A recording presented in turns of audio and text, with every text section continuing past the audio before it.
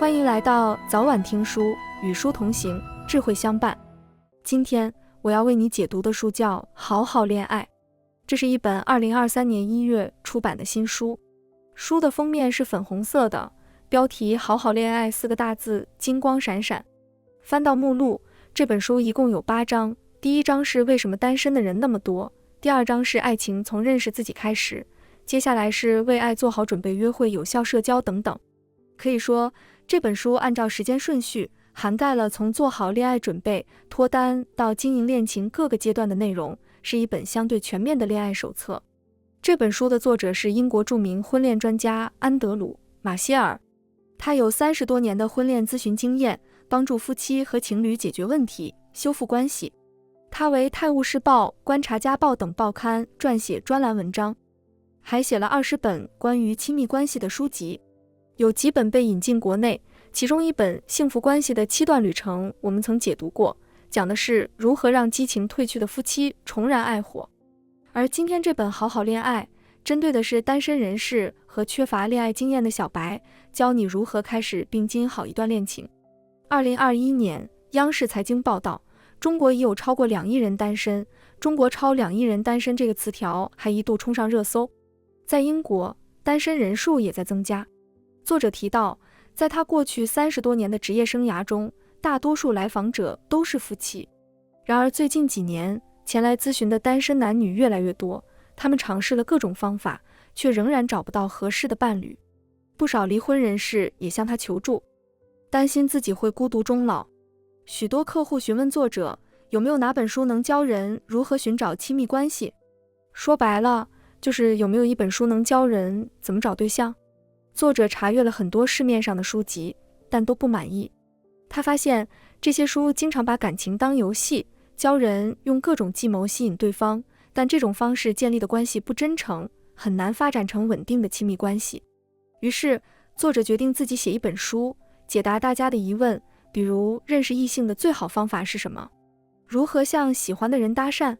作者说，你命中注定的那个人正在世界某处等着你，而我的工作就是帮你找到那个人。我将分3部分为你解读这本书。首先，我们来说说为什么现在脱单这么难，然后我们来聊聊怎么才能脱单。最后，我们再探讨脱单成功后如何好好恋爱，经营好这段感情。我还从其他书里找来了一些别的答案，供你参考。接下来，我们就正式进入这本书。首先，我们来看看为什么现在脱单这么难，单身的人这么多。这个问题有很多答案，比如现在我们的婚姻观念变了，离婚是件很正常的事情，婚姻更脆弱了。比如人的寿命变长了，一生一世一双人的难度更高了。再比如女性越来越独立了，她们不必委身于一段不幸福的关系，而是可以自由选择自己的生活方式。这些理由都有道理，不过作者认为这些理由都还不够深入。他认为脱单难最本质的原因之一是选择的泛滥。随着经济的发展，商业的繁荣，摆在我们面前的选择越来越多。我渴了，想买瓶喝的，打开超市的水柜，有矿泉水、果汁、气泡水、可乐、雪碧、冰红茶等等。哪怕我决定了就买瓶矿泉水，也有一堆品牌给我挑。可以理解，毕竟这是个讲究分众化的时代。但是选择多了就一定是好事吗？我就经常在五花八门的选择前抓耳挠腮，陷入选择困难症。美国有一位心理学教授叫巴里·施瓦茨，有一次他出门买牛仔裤，导购问他是要低腰、中腰还是高腰，是要直筒裤、紧身裤还是阔腿裤，是要做旧的还是普通的，要水墨的、酸洗的还是破洞的。教授被导购问懵了。因为这件事，他获得了关于选择这件事的灵感，写了一本关于选择的书，也就是畅销全球的著作《选择的悖论》。他认为选择太多和没有选择一样糟糕。选择的泛滥可能是人们不快乐、不满足，甚至抑郁的根源。因为我们会担心，在被淘汰的选项里，可能有我们更喜欢的。寻找另一半也是这样。在现在的相亲软件上，你能刷到成千上万人。如果你多注册几个软件，理论上来说，你能从几百万人中筛选出自己心仪的对象。选择多看起来是好事，但你可能反而不知道该怎么选了。作者有个来访者很爱泡酒吧，他说去夜场的人基本不会太早和别人搭讪，因为大家都想先观望一下，再做选择。每当酒吧的门被推开，所有人都会看过去，看看进来的是什么人。然而在打烊前半小时里，人们就开始成双成对了，因为时间快到了，选择也少了，这时人们才会行动起来。就像有一句歌词说的那样，快打烊的时候，女孩们都变漂亮了。某种程度上来说，今天的交友软件就像单身酒吧，只是从不打烊罢了。选择泛滥的时候，人们会认为还存在更好的选择。美国心理学家赫伯特·西蒙曾经研究过人们是怎么做决策的。他发现人可以分成两类，最大化者和满足者。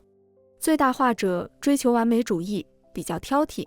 买东西的时候，他们会货比三家，考察完所有选项后再做决定。哪怕已经买回家了，他们仍然会忍不住纠结，假如我再多逛几家店，会不会找到更满意的牛仔裤？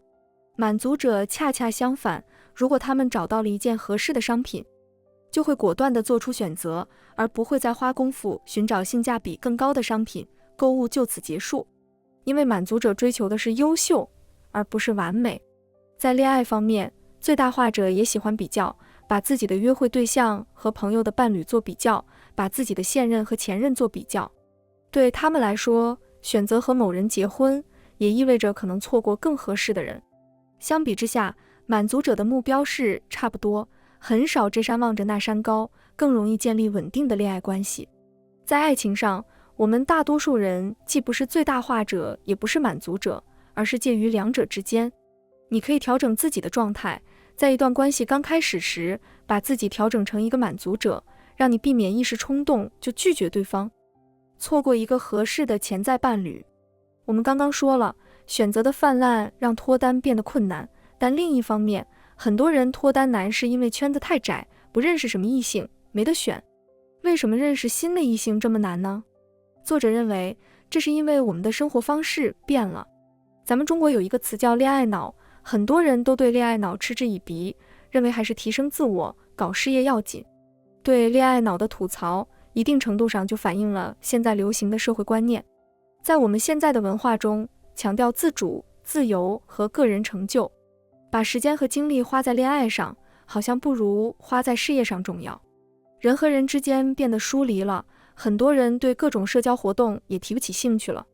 周末的时候，可能就和少数几个亲密的朋友、家人出去吃饭，其余时间自己一个人待着，这样自然也就不容易脱单了。总之，现在单身的人之所以越来越多，一方面是因为选择泛滥，另一方面是社会观念和生活方式的变化。单身生活很正常，一个人也可以过得满足、快乐。不过这本书的作者是鼓励人们去恋爱的，他认为人有社会属性，需要找个伴侣一起生活，亲情、友情都不能代替爱情。当我们遭受生活的不如意时，充满爱意、温暖和谐的两性关系是最好的避风港。和恋人的相处也能帮助我们更好地认识自己，让自己变成更好的人。那接下来我们就来说说怎么脱单。作者在书里教了我们一些社交技能，其中有一些小技巧，我觉得还真挺有用的。我们来挨个说说。首先，我们要先聊聊搭讪。对于很多人来说，和陌生异性搭讪挺难的，哪怕鼓足了勇气搭上了话，也不知道和对方聊什么，打个招呼就陷入尴尬了。怎么才能顺利地和人聊起来呢？书里就给了我们一些小技巧。要想和一个刚见面的陌生人有话可聊，秘诀就是向对方多袒露一些自己的信息，给随后的长谈埋下种子。比如，如果你是一名老师，对方问你是做什么的，你别就只回答我是一名老师，然后就沉默了。不要做话题终结者，多说一点，比如告诉对方你任教的科目和年级，这样的信息可以提供话题切入点，让对方提出更多的问题，更好地了解你。你还可以模仿对方的语言。如果对方是老师，称自己的学生是孩子，你就可以用同样的词，这样能避免造成交谈上的障碍，也能拉近你们之间的距离。再者，多向对方提问，你肯定不希望对方觉得你是个只想聊自己的自大狂。所以，聊天时不但要多向对方袒露自己的信息，也要不时地围绕着别人的信息展开对话。在聊天时，你还可以多注意一下自己的肢体语言。你可以把身体微微向对方倾斜，表示你对他有兴趣，但注意不要靠得太近，以免侵犯到对方的个人空间。你可以摆出和对方一样的姿势，这样能增强双方的亲密感。如果你和对方聊起来了，可以不时地点头。点头不仅表示鼓励，也表明你沉浸在了对方的讲述中。眨眼也能营造浪漫气氛。正常情况下，我们每2至3秒眨一次眼，如果你稍微减慢一下自己的眨眼速度，就会有点像是在抛媚眼，这会让你看起来更性感一点。现在，如果你通过搭讪加上了对方的联系方式，那么接下来第一次约对方出去要注意什么呢？很多人会选择约对方去高档西餐厅，或者去听音乐会，这样好像很有格调，不过作者并不建议我们这么做。这样做可能会让对方有压力，而且第一次约会安排的时间太长的话，和对方不来电也不好早点结束。作者建议第一次外出约会时，可以安排一些小活动，比如简单的喝杯咖啡，先花个半小时或者1小时，看看彼此是否来电，聊不聊得来。如果聊得来，喝完咖啡就可以再安排个活动，比如去吃顿饭，或者去看个电影。如果实在不来电，喝完咖啡就可以早早结束。有时短暂的相处反而让双方更轻松。约会时，你们也可以按照彼此的经济情况安排约会，轮流买单，这样既公平合理，也不会给彼此增加负担。好了，假如你现在通过搭讪或者朋友介绍，已经有了一个或者几个暧昧对象，该怎么选呢？这个时候，人们做选择的方法大致可以分为2类，一类是靠直觉，一类是看数据。不过作者认为这2种方法都不够可靠。我们先来说说直觉。作者认为，如果过于相信电光石火般的爱情直觉，妄想仅仅通过一见钟情或者简短的交谈就判断彼此适不适合，往往不太现实。书里讲了一个可口可乐的故事，说可口可乐公司曾经想更改饮料配方，经过味觉测试后，新配方获得了比原配方更高的分数，通过了测试。然而新产品的推广彻底失败了，消费者不买账，可口可乐公司不得已又重新启用了之前的配方，公司付出了巨大的成本。问题出在哪呢？原来是喝的人只喝了少量的新配方可乐，新配方可乐更甜，因此喝起来味道更好。但消费者不会每次只喝1小口可乐，而是会喝完1罐。在这种情况下，新配方喝起来就太甜了。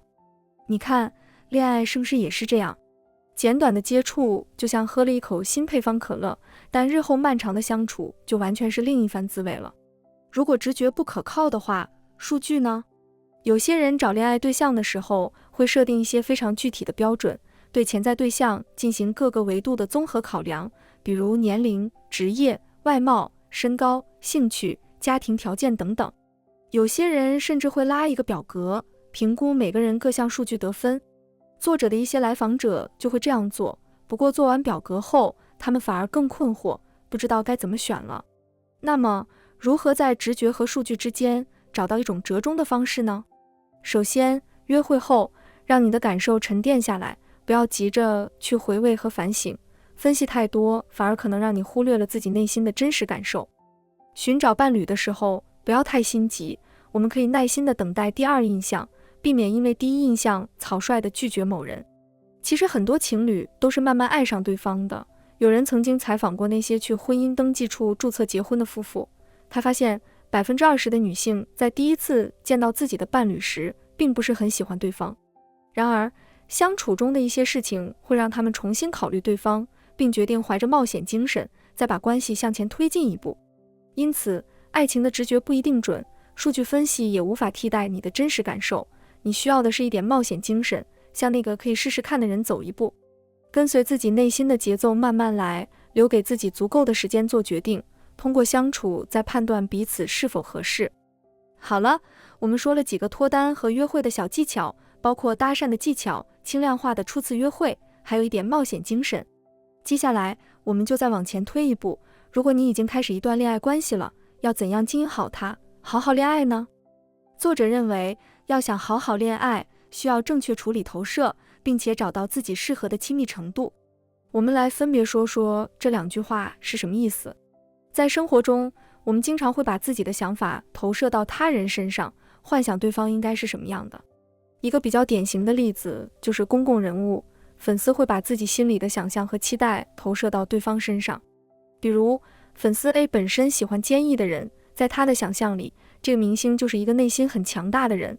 粉丝 B 是一个保护欲比较重的人，他就可能觉得这个明星的内心很脆弱，需要他来保护。在每个粉丝的心目中，这个明星的形象、性格可能都是不同的，因为每个人会在心里把他塑造成自己喜欢的样子。面对爱情的时候更是如此，我们很容易本能的过度投射。在最初几次约会中，眼前的这个人就像一面空白的屏幕，我们可以尽情的把自己的想象投射到对方身上。接着，我们会灵敏地捕捉对方那些符合我们期待的行为，还会把它们夸大和美化。比如，我觉得对方是个绅士，而他恰好在吃饭时帮我拉好了椅子，我就更觉得对方符合我的标准了。但接下来，如果对方做出了和我们的投射不一致的行为，我们就会感到混乱。被爱情冲昏了头脑的时候，对方身上一切不匹配的地方都会被低估，甚至忽略。但是当投射和现实之间落差太大，我们的头脑也冷静下来后，这段关系可能就快结束了。作者有一位女性来访者，她的几段恋情都不太长久，来得快去得也快。她认为问题都出在男人身上，觉得自己遇不到好男人。不过作者认为，她是把自己对完美男人的幻想一次次地投射到了对方身上。每次刚开始约会时，她都特别喜欢对方，但当对方把真实的、有缺陷的自己慢慢展现出来时，她的完美幻想就破灭了，心里就产生了一种被男人欺骗的感觉。其实，这就是过度投射的问题。那些把亲密关系经营得特别好的人，不会在无意识中投射太多强烈的愿望，不会把对方幻想成一个完美的模样。因此，如果你特别迷恋一个刚认识的人，你就得注意一下，是不是自己一厢情愿地投射了太多东西在对方身上。进入到一段恋爱关系后，在投射之外，我们要处理的另一个关键问题就是亲密程度。人类有两个相互矛盾的基本需求，亲密和独立。我们需要亲密关系为我们提供感情寄托，同时也重视个人的自主权，需要自己的空间和自由。但亲密和独立是很难平衡的。一段成功的关系中，双方既要共同努力，经营好亲密关系，又要给对方留一些独立的空间。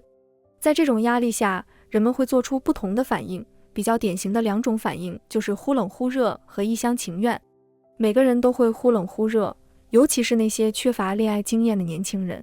他们一旦发现自己过快地陷入一段关系，就会对恋爱对象忽冷忽热。